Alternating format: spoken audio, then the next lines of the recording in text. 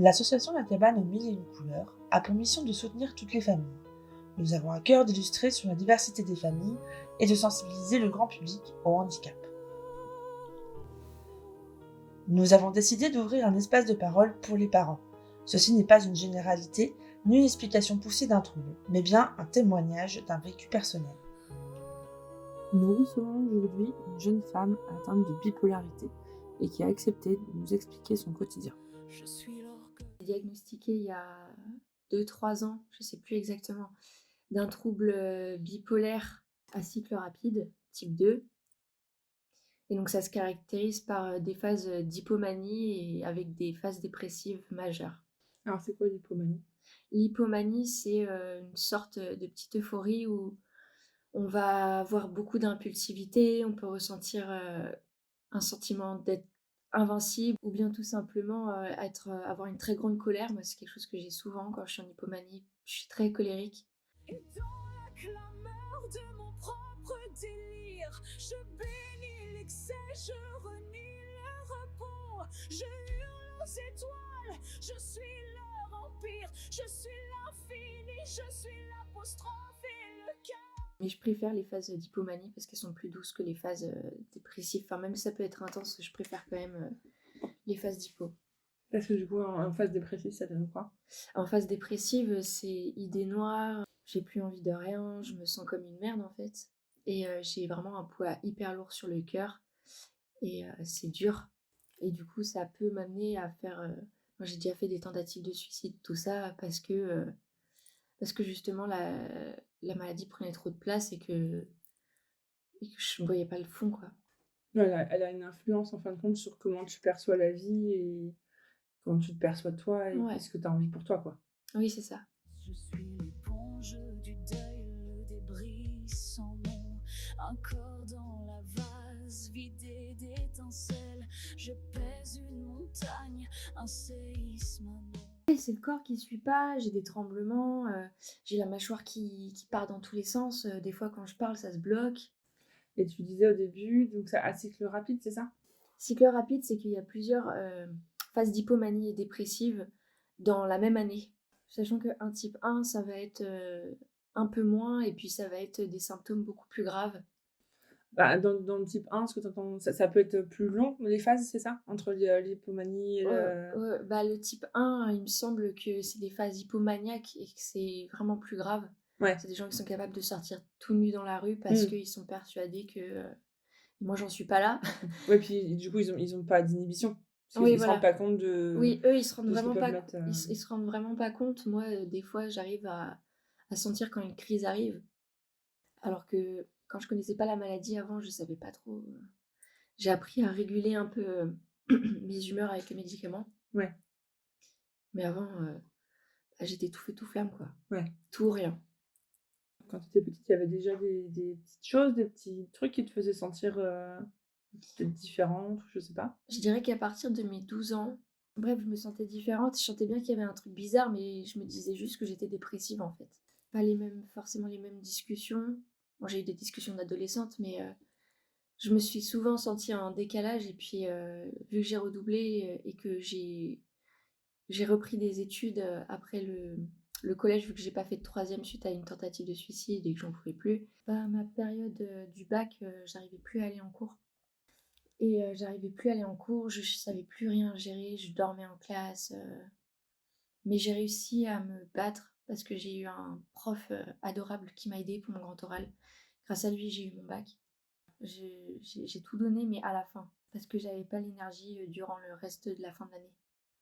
Mais c'est vrai que ça a toujours impacté ma scolarité, où je me disais, mais pourquoi je suis là? Je me réveillais le matin, j'avais envie de mourir, je m'endormais, j'avais envie de mourir. Je priais même pour mourir parce que j'en pouvais plus. Je déteste ça, je suis pas du tout scolaire. La seule matière dans laquelle je m'en sortais, c'était l'anglais et le français. Enfin, honnêtement, c'était les deux seuls où je pouvais exceller. Mais le reste, Dans la communication, enfin. ouais.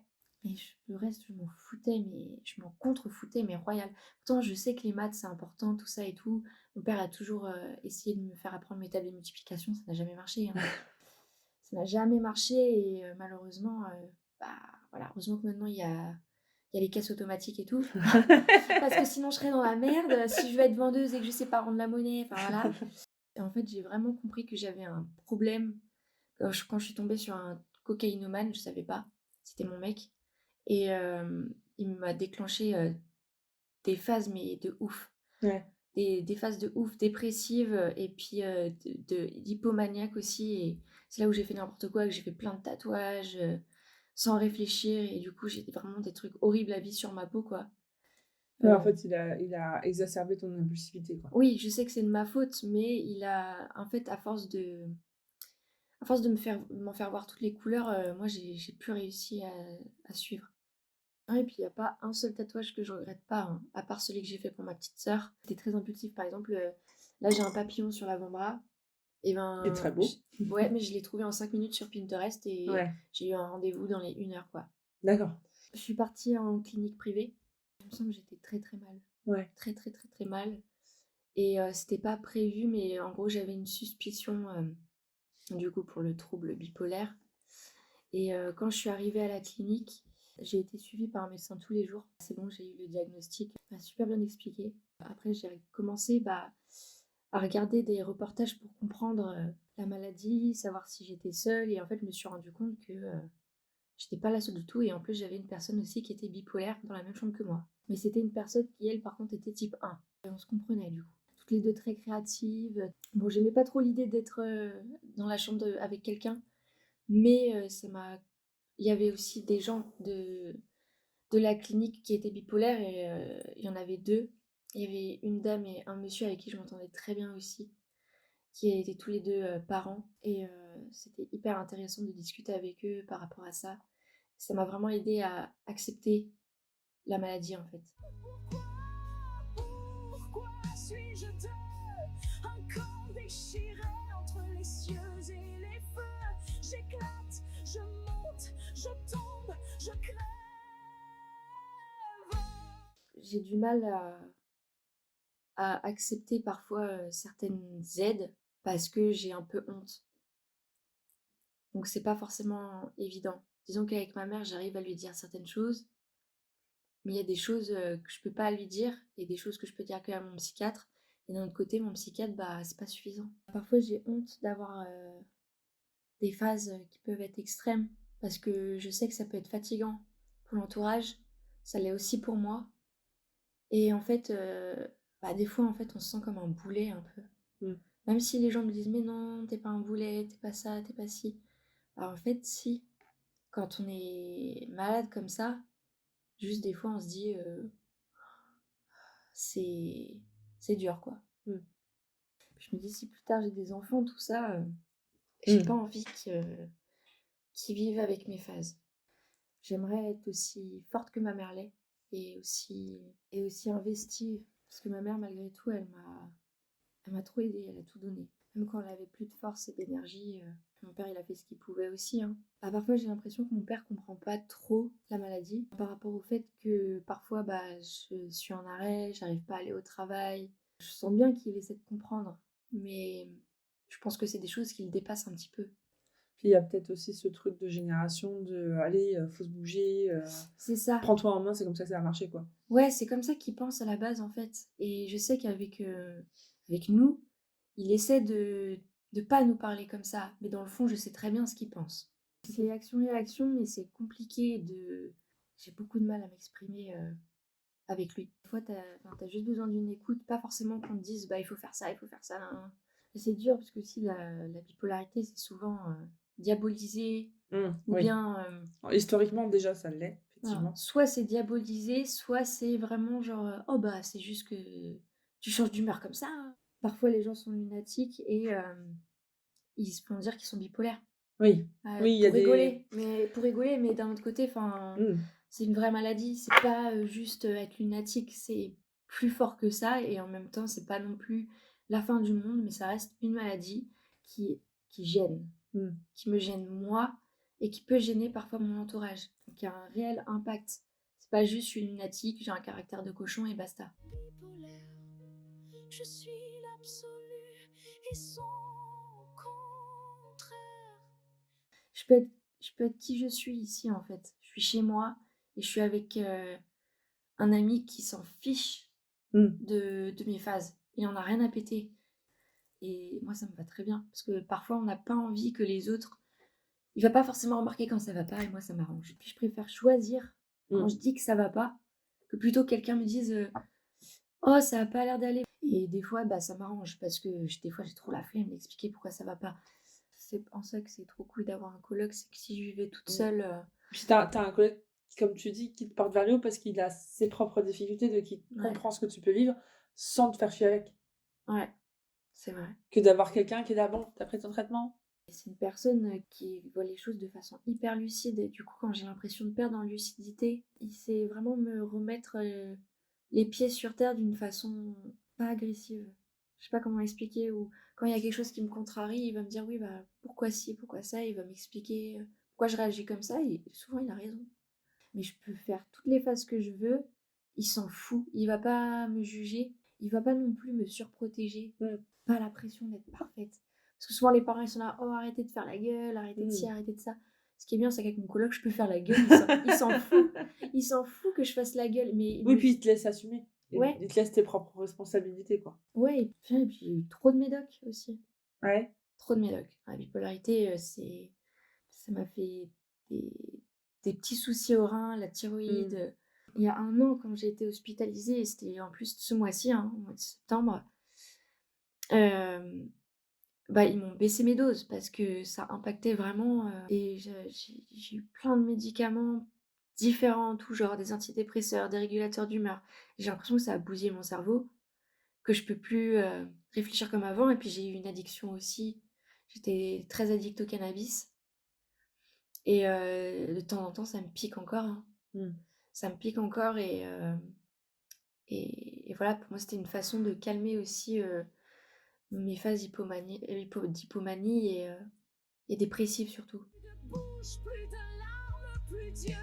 Je suis l'absence, la chute, l'envers du feu. Chaque souffle est un viol, chaque geste un cercueil. Je meurs au ralenti, sous un ciel sans orgueil.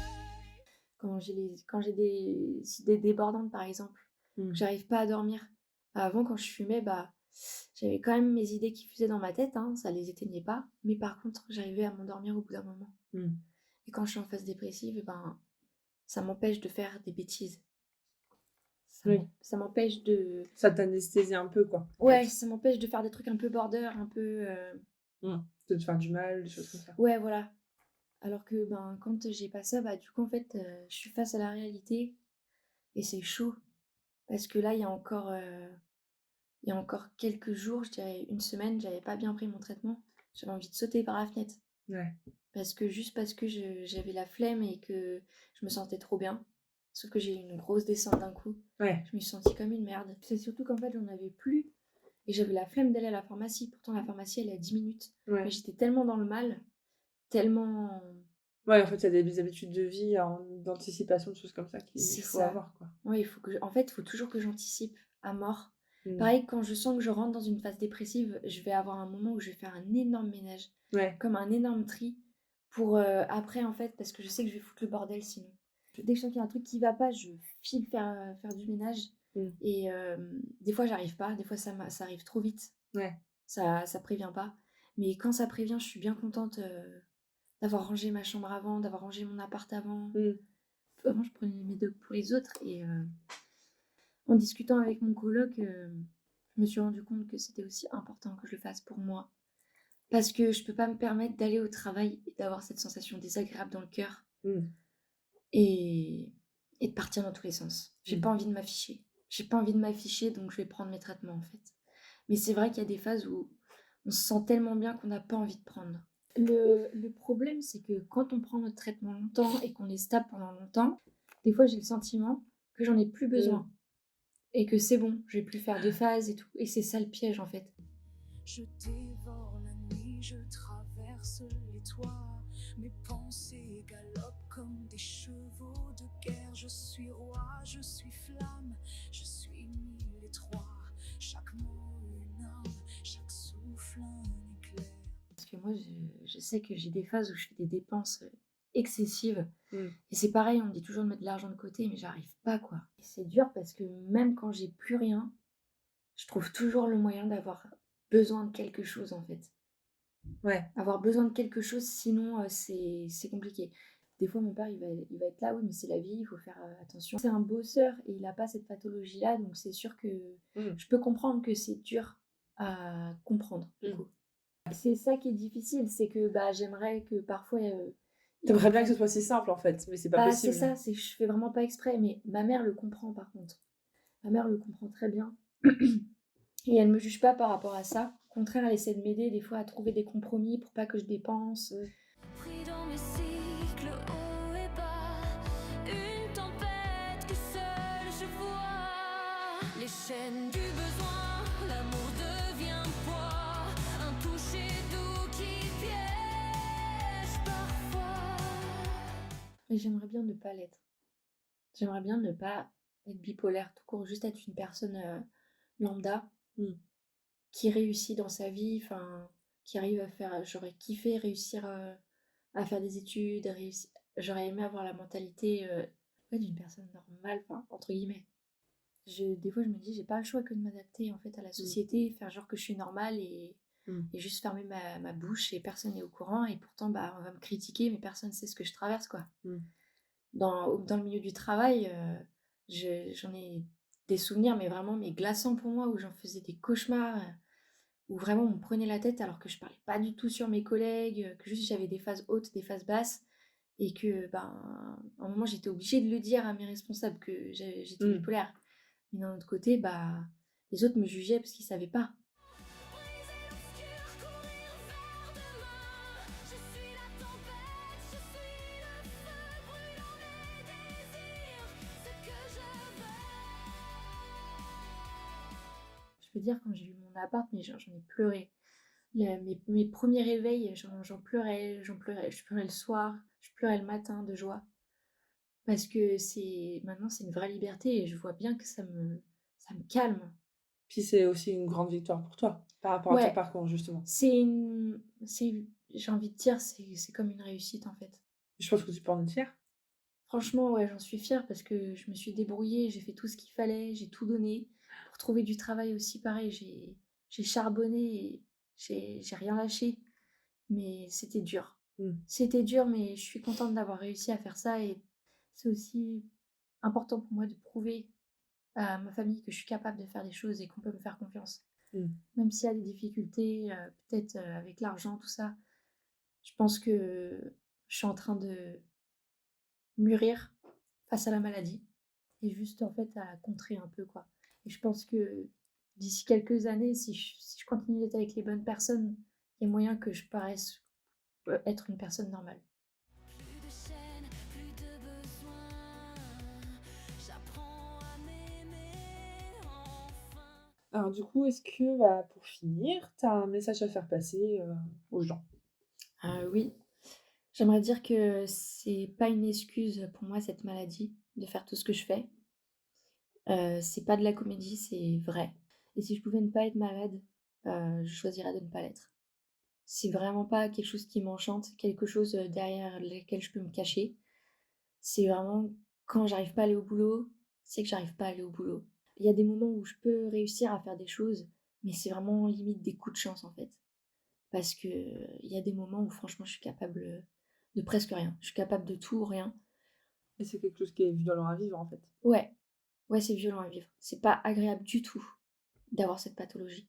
Me laisser me construire petit à petit, juste me faire confiance et arrêter de penser que je suis pas capable, de faire certaines choses. Je sais que j'ai des difficultés, mais j'ai pas envie de rester dedans. Ça me plaît pas. Et puis la question de te faire confiance, c'est d'accepter que tu fasses les choses à ta manière, Ouais, mais pas forcément de te laisser faire non plus complètement toute seule.